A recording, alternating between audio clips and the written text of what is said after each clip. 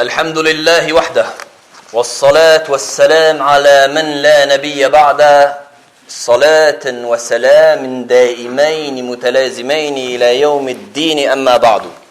Serviteurs d'Allah, craignez Allah Azza wa Jal comme il se doit et ne mourrez qu'en étant musulmans soumis à Allah le Très-Haut.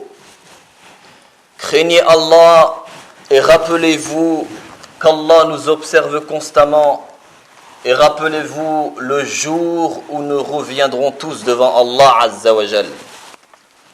Craignez Allah et Allah vous éduquera.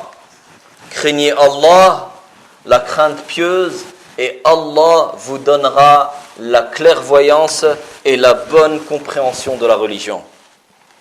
Serviteurs d'Allah, sachez que la meilleure des paroles est la parole d'Allah le Très-Haut, et que la meilleure des voies des guidés est la voie de notre prophète Muhammad sallallahu alayhi wa sallam et de ses sahaba, et que les plus mauvaises choses, les choses les plus détestables, comme le prophète Muhammad sallallahu alayhi wa sallam l'a clairement dit, les choses les plus détestables sont toutes les choses inventées dans la religion d'Allah Azza wa Jal. Et toutes ces choses inventées dans la religion complète d'Allah Azza wa Jal, afin de se rapprocher d'Allah par ces actes inventés, toutes ces choses inventées sont des innovations religieuses. Et sachez que toute innovation religieuse est un égarement, et tout égarement mène au feu de l'enfer, qu'Allah nous en préserve. Serviteur d'Allah, Allah le Très-Haut a fait descendre son honorable livre, qui est sa parole. Le Coran, c'est la parole d'Allah. Et la parole d'Allah, cela fait partie de Tawhid al-Asma wa Sifat, c'est-à-dire le pur monothéisme dans les plus beaux noms et attributs d'Allah. Le Coran fait partie des attributs d'Allah car c'est la parole d'Allah. Allah le Très-Haut a fait descendre son honorable livre qui est sa parole et a clarifié les attributs des gens du bonheur et du succès, mais il a également montré les attributs des gens de la perte, des gens de l'enfer, des gens des difficultés, afin que l'individu qui est raisonnable médite sur les bons attributs et fait au mieux qu'il peut pour les posséder et faire ainsi partie des gens du paradis, tout en se rappelant des mauvais attributs pour s'en détacher, s'en séparer, s'en éloigner et s'en désavouer par crainte d'Allah Azza wa Jal et de ne pas faire partie des gens du feu. Allah Azza wa Jal dit dans la traduction du sens du verset: celui qui sait que ce qui t'est révélé de la part de ton Seigneur est la vérité, est-il semblable à l'aveugle? C'est-à-dire que les gens sont de deux types. Une partie qui connaît la vérité, connaît le livre d'Allah et la sunna de son prophète Muhammad sallallahu alayhi wa sallam, alors il agit dessus avec science, avec clairvoyance, avec connaissance, et se rapproche d'Allah avec une lumière d'Allah. La lumière d'Allah, c'est-à-dire le savoir. Il a ainsi réuni la connaissance de la religion et les œuvres pieuses. Il a réuni la connaissance de la religion et la mise en pratique de ce qu'il connaît. Il est ainsi sur le droit chemin. Et l'autre partie qui connaît la vérité mais ne la suit pas, ou ne l'applique pas, ou bien ne connaît même pas la vérité. Donc il connaît la vérité. La deuxième partie, c'est celui qui connaît la vérité mais qui ne la suit pas, qui ne l'applique pas, ou bien même il ne connaît pas du tout la vérité. Et ce genre d'individu est au niveau de l'aveugle dans ce verset-là, qui ne suit pas le droit chemin parce qu'il ne le connaît pas. Comment voulez-vous suivre le droit chemin si vous ne savez pas où il est et quelle voie suivre? C'est pour cela que ces deux parties ne sont pas égaux et ne sont pas au même niveau. Comme Allah Azza wa Jal dit: هل يستوي الذين يعلمون والذين لا يعلمون. Est-ce que ceux qui savent et ceux qui ne savent pas sont égaux? La réponse est non. Celui qui connaît Allah Azza wa Jal craindra plus Allah Azza wa Jal. Et celui qui ne s'éduque pas, qui ne connaît pas Allah Azza wa Jal, donc il ne va pas se remettre en question. Il va ignorer qu'Allah l'observe constamment. Tu fais une chose, tu es derrière ton ordinateur tout seul dans ta chambre, tu ignores qu'Allah t'observe constamment. Ce n'est pas la même chose comme celui qui sait qu'Allah Azza wa Jal l'observe constamment. Donc il applique le hadith du prophète Muhammad sallallahu alayhi wa sallam, ittaqillaha haythuma kunt wa atbi' as-sayyi'a al-hasana tamhuha wa khaliq an-nas bi khuluqin hasan. Crains Allah où que tu sois et fais suivre la mauvaise action par la bonne qui l'effacera, et comporte-toi avec les gens avec le bon comportement. Donc celui qui sait, qui craint Allah Azza wa Jal comme il se doit, n'est pas comme celui qui ne sait pas. Et qui donc ne connaît pas Allah Azza wa Jal, ou ne le connaît pas bien, ou il connaît la vérité mais refuse de l'appliquer, ou refuse de la suivre. Les bienheureux, ceux qui ont le succès, ont joint la science bénéfique et l'œuvre pieuse. Rappelez-vous constamment que lorsque j'utilise le terme science dans le shara, dans la législation d'Allah Azza wa Jal, la science signifie la science légiférée, c'est-à-dire du Coran et de la Sunna, et selon la compréhension des pieux prédécesseurs. Ceci est la science légiférée.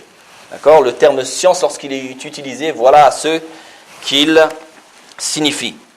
Les bienheureux, ceux qui ont le succès, ont joint la science bénéfique et l'œuvre pieuse. Il incombe donc à celui qui est raisonnable de rechercher avec force, enthousiasme, les attributs de ces gens heureux afin d'en faire partie. Mais qui donc pourra faire cet effort et qui pourra se rappeler de cela? Allah Azza wa Jal nous donne la réponse. Seulement ceux qui sont doués d'intelligence le pourront. C'est pour cela qu'Allah Azza wa Jal dit dans la traduction du sens du verset, seuls les gens doués d'intelligence se le rappelleront. Les doués d'intelligence, ceux qui ont une raison saine, sincère, qui veulent le haqq, qui recherchent la vérité. Ils n'argumentent pas dans la religion Azza wa Jal juste pour argumenter ou pour passer leur temps ou pour essayer de constamment avoir raison. S'il y a une discussion dans la religion, soit on parle avec savoir ou on se tait. Takallam bi'ilm ou usmut bihilm, kama qala l'imam al-Dhahabi rahimahullah. Les doués d'intelligence sont ceux qui ont une raison saine, sincère et qui comprennent. Puis Allah le Très-Haut a clarifié les attributs par lesquels ils ont atteint les niveaux de l'honneur, de l'élévation dans ce bas monde et dans l'au-delà. Allah le Très-Haut dit, dans la traduction du sens du verset, ceux qui remplissent leur engagement envers Allah et ne violent pas le pacte. Allah le Très-Haut a pris l'engagement de ses serviteurs qu'ils l'adorent seul sans rien lui associer et qu'ils obéissent à son messager Muhammad sallallahu alayhi wa sallam et qu'ils le suivent et ne lui désobéissent pas. Ils n'innovent pas dans la religion complète d'Allah Azza wa Jal ce qu'Allah Azza wa Jal n'a pas légiféré ni agréé, et ni que son prophète Muhammad sallallahu alayhi wa sallam a montré et enseigné. Donc, il ne va pas commencer à inventer ce qui ne provient ni d'Allah ou ni de son prophète Muhammad sallallahu alayhi wa sallam. Ceux-là sont alors les bienheureux, ceux qui ont le succès. Ils ont respecté leur engagement vis-à-vis d'Allah. Ils ont été ainsi sincères dans la religion d'Allah, sincères dans le suivi du prophète Muhammad sallallahu alayhi wa sallam. Et parmi leurs attributs, c'est qu'ils unissent ce qu'Allah a commandé, a ordonné d'unir. Ils ne désunissent pas ce qu'Allah le Très-Haut leur a commandé d'unir. Et parmi cela, c'est qu'ils conservent les liens de parenté avec leurs parents. Ils sont bons envers leur père, envers leur mère, envers leurs femmes, envers leurs enfants. Ils conservent les liens de parenté. Ils sont bons envers leurs voisins, jusqu'à ce que le prophète Muhammad sallallahu alayhi wa sallam avait mentionné qu'Allah Azza wa Jal lui avait exhorté énormément sur le droit du voisin jusqu'à ce qu'il pensait que le voisin aurait une part dans l'héritage, pour vous montrer la responsabilité de chaque individu qui se dit être musulman. Le musulman, ce n'est pas juste une étiquette que l'on colle et qu'on met sur le torse. Mais être un musulman, c'est être un individu responsable, qui est en lui-même une da'wa, une invitation à l'islam, lorsqu'il obéit à Allah Azza wa Jal et lorsqu'il suit la sunna de son envoyé Muhammad sallallahu alayhi wa sallam, car ceci est le haqq. Et il ne parle qu'avec science, par pudeur vis-à-vis d'Allah. S'il dit une chose, il dit quelque chose de bien ou il se tait. Et lorsqu'il se comporte avec les gens autour de lui, c'est la même chose. Le prophète Muhammad sallallahu alayhi wa sallam a dit وَمَنْ كَانَ يُؤْمِنُ بِاللَّهِ وَالْيَوْمِ الْآخِرِ فَلْيَقُلْ خَيْرًا أَوْ لِيَصْمُتْ وَفِي رِوَايَةٍ أَوْ لِيَسْكُتْ. Que celui qui croit en Allah et au jour dernier, qu'il dise quelque chose de bien, de bon ou qu'il se taise.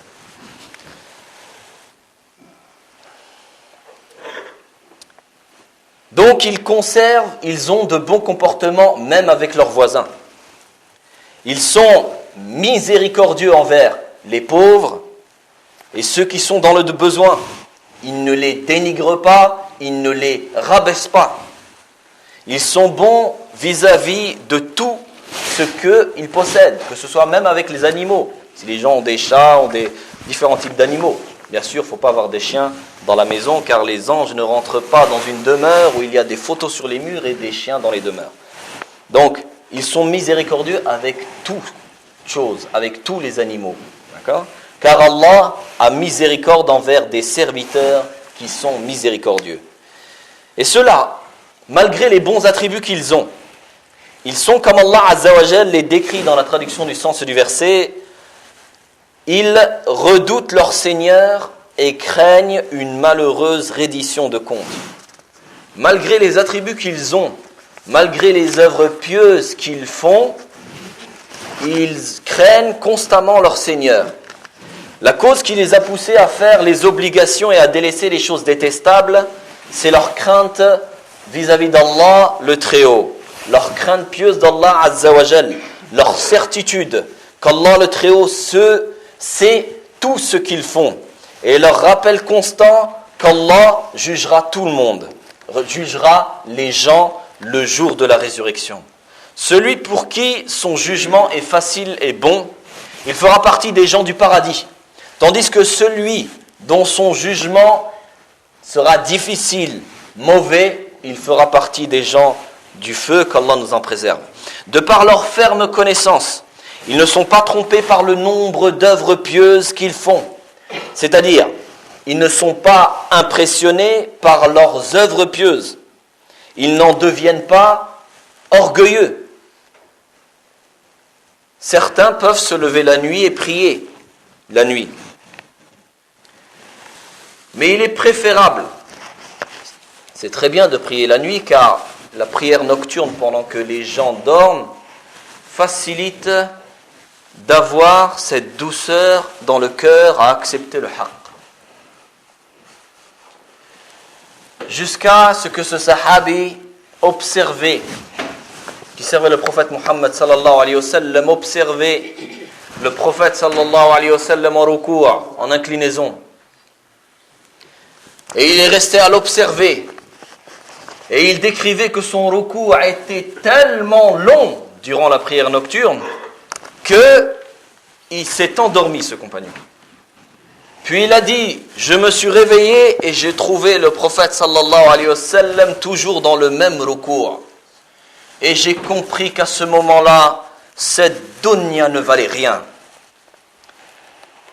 Donc, faire les prières nocturnes aide à avoir cette douceur du cœur, à se détacher de ce bas monde qui est éphémère, dont nous sommes uniquement de passage. Cependant, si l'individu fait ce qiyam al-layl, se lève la nuit pour prier, Puis, il commence à sentir qu'il est mieux que les autres, parce que lui se lève la nuit. Eh bien, les savants disent, il est préférable une personne qui ne s'est pas levée la nuit, mais qui regrette les péchés qu'elle a commis durant la journée, que d'une personne qui se lève la nuit en devenant orgueilleux pour l'acte qu'il vient de faire. Donc ces gens doués d'intelligence qui ont ces bons attributs, eux, lorsqu'ils font des œuvres pieuses, lorsqu'ils se lèvent la nuit, ou lorsqu'ils font de nombreuses œuvres pieuses, des actes surrogatoires, ils n'en deviennent pas orgueilleux. Si le shaitan n'arrive pas à te pousser dans le péché, car, alhamdoulilah, il sait que tu ne pourras pas aller en boîte de nuit ou aller t'asseoir avec les femmes, etc. Il va venir par la porte de l'adoration. Tu viens, Salat al-Fajr, tu trouves qu'il n'y a pas de frère, tu regardes à droite et à gauche, tu pries la Salat al-Fajr, et tu te dis au fond de toi, au moins moi je viens. Vous voyez comment le diable peut faire corrompre la niya de l'individu? Tu dois constamment renouveler ton intention, que tu le fais pour Allah Azza wa Jal, par soumission à Allah Azza wa Jal, et que tu crains Allah Azza wa Jal, tu as peur qu'Allah Azza wa Jal n'accepte pas de toi. Et non, tu viens et tu commences à bomber le torse, en pensant que tu fais cela et tu fais cela, et moi je fais ça et moi je fais. Donc craindre Allah Azza wa Jal. Personne ne sait si Allah Azza wa Jal est satisfait de nous. Personne ne le sait. On sait qu'Allah Azza wa Jal est satisfait de ceux qu'il a mentionnés dans le Coran et ceux qu'il a révélés dans la sunna de son prophète Muhammad sallallahu alayhi wa sallam. De par donc leur ferme connaissance, ils ne sont pas trompés par le nombre d'œuvres pieuses qu'ils font. Ils ne sont pas impressionnés par les œuvres pieuses, ils n'en deviennent pas orgueilleux, mais malgré qu'ils obéissent à Allah Azza wa Jal, ils ont peur d'Allah, le craignent, comme Allah Azza wa Jal dit dans la traduction du sens du verset, ceux qui donnent ce qu'ils donnent, tandis que leurs cœurs sont pleins de crainte, à la pensée qu'ils doivent retourner à leur Seigneur. Et comme les bons niveaux, les niveaux élevés, ne s'atteignent qu'avec la patience. Allah le Très-Haut les a complimentés par sa parole dans la traduction du sens du verset, et qui patientent, qui endurent dans la recherche de l'agrément d'Allah. Le fait de pouvoir œuvrer sur les obéissances à Allah Azza wa Jal, cela demande de la patience. Tout comme s'écarter des désobéissances à Allah Azza wa Jal, cela demande de la patience. Face au décret d'Allah également, car parmi l'un des piliers de la foi, c'est de croire au destin bon ou mauvais, mais qu'il provient d'Allah Azza wa Jal. Qu'il t'arrive une bonne chose ou une mauvaise chose, tu sais que cela provient du décret d'Allah Azza wa Jal. De toute façon, il ne t'arrivera que ce qu'Allah Azza wa Jal a décrété. Et ce qu'Allah Azza wa Jal ne t'a pas décrété ne te touchera pas. C'est pour ça que parmi les paroles des pieux prédécesseurs qui disaient « Comme est étonnant la réaction des gens qui sont contents lorsqu'Allah Azza wa Jal, qui sont fous de joie lorsqu'Allah Azza wa Jal leur donne une chose. Alors que c'est une chose qui a déjà été décrétée par Allah. Ou bien qu'ils se plaignent ou qu'ils se mettent à pleurer lorsqu'ils n'ont pas telle chose. Mais ce qui ne t'est pas destiné ne te touchera pas. Tu n'as aucun pouvoir. Tu ne veux uniquement ce qu'Allah Azza wa Jal veut. وَمَا تَشَاءُونَ إِلَّا أَن يَشَاءَ اللَّهُ رَبُّ الْعَالَمِينَ. Donc on doit comprendre que cette dunya, ce n'est pas le paradis. Certains pensent qu'il faut à tout prix qu'ils n'ont que du bien. Certains pensent qu'il faut qu'il ne leur arrive que des choses bien. Ils ne doivent avoir que le bonheur. Mais ont-ils oublié, vous voyez, les doués d'intelligence, ceux qui lisent le Coran, le méditent et l'appliquent, et qui appliquent et suivent et obéissent au prophète Muhammad sallallahu alayhi wa sallam à sa sunna, eux méditent. Et ceci est une vérité. Allah Azza wa Jal dit dans la traduction du sens du verset, et vous serez testés dans vos biens et vos personnes. وَلَتَسْمَعُنَّ مِنَ الَّذِينَ أُوتُوا الْكِتَابَ مِنْ قَبْلِكُمْ وَمِنَ الَّذِينَ أَشْرَكُوا أَذًا كَثِيرًا. Et vous entendrez de ceux qui ont reçu le livre avant vous et de ceux qui associent les choses à Allah, de tous ces gens-là, vous entendrez des mauvaises choses. Ils vont vous insulter, ils vont vous dénigrer, ils vont vous rabaisser, etc. Quelle est la solution? On continue le verset. وَإِن تَتَّقُوا وَتَصْبِرُوا فَإِنَّ ذَلِكَ مِنْ عَزْمِ الْأُمُورِ. Mais si vous patientez et craignez Allah Azza wa Jal comme il se doit, c'est la meilleure résolution à prendre. Allah Azza wa Jal te rappelle que tu seras éprouvé dans cette dunya. Que tu sois quelqu'un de bien ou quelqu'un de mauvais, dans tous les cas, les individus sont éprouvés. Les individus sont éprouvés dans tous les cas. Lorsqu'Allah Azza wa Jal aime son serviteur, il l'éprouve. Et cela fait qu'Allah Azza wa Jal te pardonne les péchés, t'élève en degré. Et aussi Allah Azza wa Jal éprouve également des serviteurs. Si j'ai tel métier, si j'ai telle chose, si je réussis, eh bien je ferai ceci, j'adorerai Allah, je serai. Allah Azza wa Jal lui donne des biens, lui donne l'argent, lui donne ce qu'il avait en tête, et ceci est une épreuve. Ceci est une épreuve. Avoir de l'argent, ce n'est pas automatiquement quelque chose de bien. Mais Allah Azza wa Jal t'éprouve avec cela. Et sachez que, tout comme le temps, tout comme l'argent, l'individu est questionné 2 questions sur cela. D'où il l'a eu et où l'a-t-il dépensé? Donc on se rappelle que dans le paradis, il n'y a pas de maladie, il n'y a pas de problème. C'est le paradis. Ici, ça n'est pas le paradis, c'est la dunya. Dunya en arabe, c'est le bas monde, qui n'a pas de valeur. On est éprouvé. Donc, quelle arme peut-on avoir face à cela? On se rappelle, doué de raison, doué d'intelligence. Je n'ai créé les djinns et les humains que pour qu'ils m'adorent. N'oublie pas ton but premier dans cette dunya. Cette dunya, c'est pas que tu es là et tu dois courir après l'argent et puis essayer de bâtir des châteaux. Pour au final que les gens s'assoient derrière la table et disent « Oh, Foulen, masha'Allah, oui, il a ça, oh, oui, il a... » Tu recherches la satisfaction des gens et tu délaisses la satisfaction d'Allah, qu'Allah nous en préserve. La patience est un attribut que peut avoir le musulman, mais aussi le mécréant. Allah Azza wa Jal l'a alors joint au fait qu'il patiente, recherchant ainsi la face d'Allah Azza wa Jal. Tu le fais pour Allah. Tu patientes pour Allah Azza wa Jal. C'est ce qui te différencie des kuffars, qui eux aussi, par exemple, vont patienter.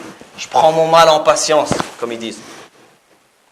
Ce qui te différencie d'eux, c'est que toi, tu patientes. Tu le fais ça pour Allah Azza wa Jal. Tu sais qu'Allah t'éprouve, tu patientes. Tu te réformes, tu te remets en question. Il m'arrive telle chose, serait-ce dû à un péché que j'ai commis et dont je ne me suis pas repenti? Tu demandes à Allah Azza wa Jal de te pardonner. Tu augmentes les nawafil, tu augmentes les œuvres pieuses. Tu fais ton possible pour plaire à Allah Azza wa Jal. Qu'en déplaise aux créatures. Celui qui cherche à plaire aux créatures et à déplaire à Allah Azza wa Jal, Allah tournera le cœur de ces créatures et feront qu'ils le détesteront. Mais celui qui cherche à plaire à Allah Azza wa Jal, tandis que les créatures n'aiment pas ce qu'il fait, eh bien Allah Azza wa Jal tournera leur cœur et ils accepteront ça malgré eux. Parmi les... Donc cependant la patience, cet attribut que peut avoir le musulman mais aussi le mécréant, Allah Azza wa Jal l'a joint au fait que le musulman lui le fait pour Allah Azza wa Jal. Il le fait pour Allah Azza wa Jal seul et non pas pour que les gens les complimentent pour leurs œuvres ou pour recevoir un bien éphémère de ce bas monde. Parmi les attributs des doués d'intelligence, ils préservent leur salat. Allah Azza wa Jal dit dans la traduction du sens du verset, accomplissent la salat, leur prière en la faisant avec crainte pieuse, en se rappelant qu'ils sont en relation directe avec Allah Azza wa Jal, ils ne font pas leur salat en étant dans un état d'insouciance. Ils ne savent même pas ce qu'ils prononcent. Ils ne savent même pas s'ils ont prononcé la Fatiha ou pas. Et ils ne savent même pas s'ils ont mis les 11 shadda dans la Fatiha. Alors que vous savez que s'il manque une shadda dans la Fatiha, la salat devient invalide. Et certains récitent et ils ne savent même pas ce qu'ils ont récité. Parce que lui, il n'est pas dans l'acte d'adoration. Il est déjà en train de programmer ce qu'il va faire une fois qu'il va être dehors. Ou il a donné rendez-vous à quelqu'un après la salat, il est déjà en train de réfléchir sur cela. Ou sur les courses qu'il a à faire. Ou qu'est-ce qu'il va faire plus tard. Subhanallah. On te demande 5 à 10 minutes de concentration, de crainte pieuse. Mais ce n'est pas pour nous. Tu le fais pour ta propre personne. La première chose que l'individu se fera questionner le jour de la résurrection, c'est sur la prière. La prière. La première chose que l'individu se fera questionner le jour de la résurrection. Si elle est bonne, s'il l'a faite avec crainte pieuse, s'il s'est efforcé, il a efforcé son nefs, son âme, son fort intérieur à rester ferme, à se concentrer, à craindre le plus Allah Azza wa Jal. Si elle est bonne, le reste des œuvres le sera. Parce que Allah Azza wa Jal a dit Inna salat tanha anil fahsha wal munkar. La salat va te mener à arrêter les choses détestables et mauvaises. Donc si la salat que tu fais ne t'empêche pas de faire des choses mauvaises, de mentir, de tromper, de donner de la rachwa, de prendre des intérêts, si cette salette-là ne t'empêche pas de faire cela, alors que tu fais tes 5 salettes obligatoires, c'est que la salette que tu fais a un problème de sincérité envers Allah Azza wa Jal. Donc on doit se remettre en question envers Allah Azza wa Jal. Si on craint Allah Azza wa Jal comme il se doit, la crainte pieuse, cette salette-là doit te mener à t'écarter des choses mauvaises. Crains Allah, tu vas mourir. Crains Allah, tu seras seul. Personne ne peut jeûner pour toi. Personne ne peut prier pour toi. Personne ne peut appliquer la sunna pour toi. Toi, ne me dis pas les gens. Toi, tu as été ordonné de faire ceci, cela. Pourquoi ne l'as-tu pas fait? Les gens, ils disent, toi, tu as été ordonné. Qu'est-ce qui t'empêchait? Voilà comment on essaie de se donner les outils afin de craindre Allah Azza wa Jal et de se corriger, se réformer vis-à-vis d'Allah Azza wa Jal. Donc il s'assure de faire la prière correctement, avec la crainte pieuse, il s'assure de la faire à l'heure et de la faire en groupe. Et parmi les attributs d'Allah, parmi leurs attributs, les attributs de ces gens doués d'intelligence, Allah le Très-Haut dit, dans la traduction du sens du verset, et dépense dans le bien, en secret et en public, de ce que nous leur avons attribué.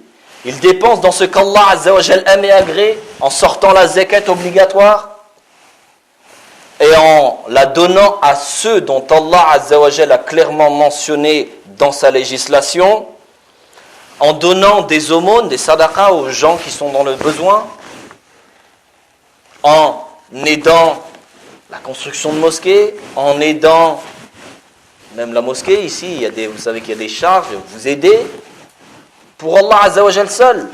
Les gens n'ont pas besoin de savoir que tu le fais. Donc, en secret ou en public, ce n'est pas comme certains font, je lui ai donné 1000 euros. Donc, je lui ai donné 1000 euros pour dire, regardez, je donne, moi j'ai, pour rabaisser celui-ci, cela ne correspond pas à ce qu'il donne en public.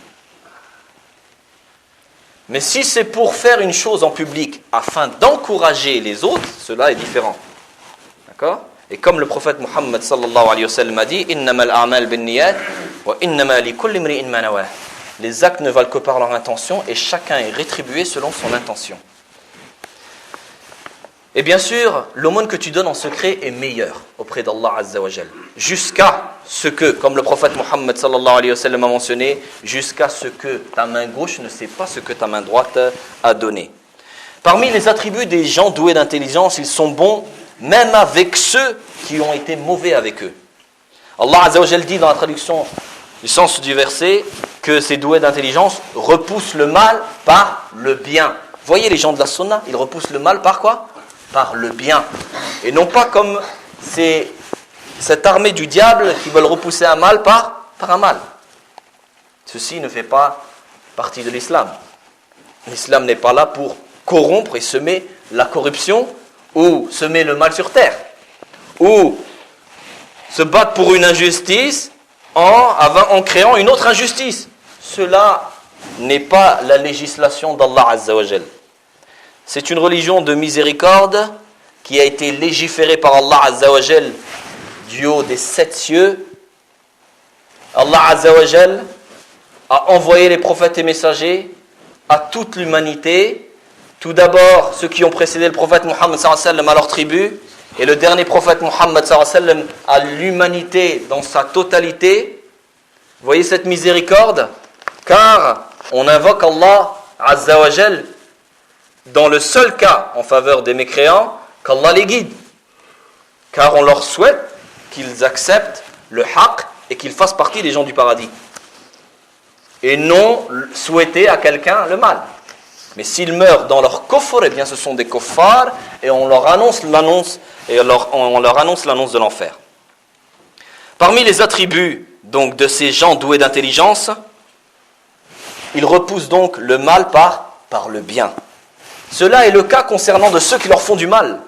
Alors qu'en est-il de ceux qui ont été bons avec eux ? Après qu'Allah ait mentionné ces honorables attributs des gens doués d'intelligence, il mentionne leur demeure finale. Dans la traduction du sens du verset, à cela la bonne demeure finale. Puis Allah Azza wa Jal a dit, dans la traduction du sens des versets, les jardins d'Éden où ils entreront, ainsi que tous ceux de leurs ascendants, conjoints et descendants, qui ont été de bons croyants. De chaque porte, les anges entreront après d'eux. Paix sur vous pour ce que vous avez enduré, comme est bonne votre demeure finale.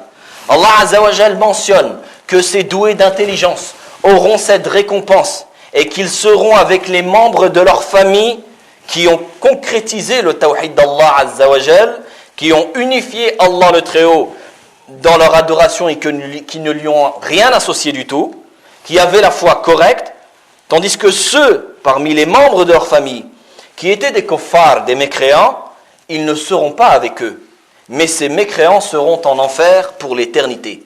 Tout serviteur sincère envers Allah Azza wa Jal se doit d'efforcer son âme à la crainte pieuse qui ne s'acquiert que par la connaissance claire et correcte et la mise en pratique de la religion d'Allah Azza wa Jal. Puis Allah Azza wa Jal, après avoir mentionné les attributs des doués d'intelligence, il décrit les attributs de ceux qui ont causé leur perte, les attributs des gens de l'enfer, qu'Allah nous en préserve. Dans la traduction du sens du verset, mais ceux qui violent leur pacte avec Allah après l'avoir engagé et rompent ce qu'Allah a commandé d'unir et commettent le désordre sur terre, auront la malédiction et la mauvaise demeure. On se demande, est-ce que ces égarés lisent ces versets avant de semer le désordre et les tueries d'innocents sur terre? Donc ils n'ont pas entretenu leur pacte vis-à-vis d'Allah Azza wa Jal en n'ayant pas la foi correcte, ni l'œuvre pieuse, mais ils ont semé la corruption sur terre.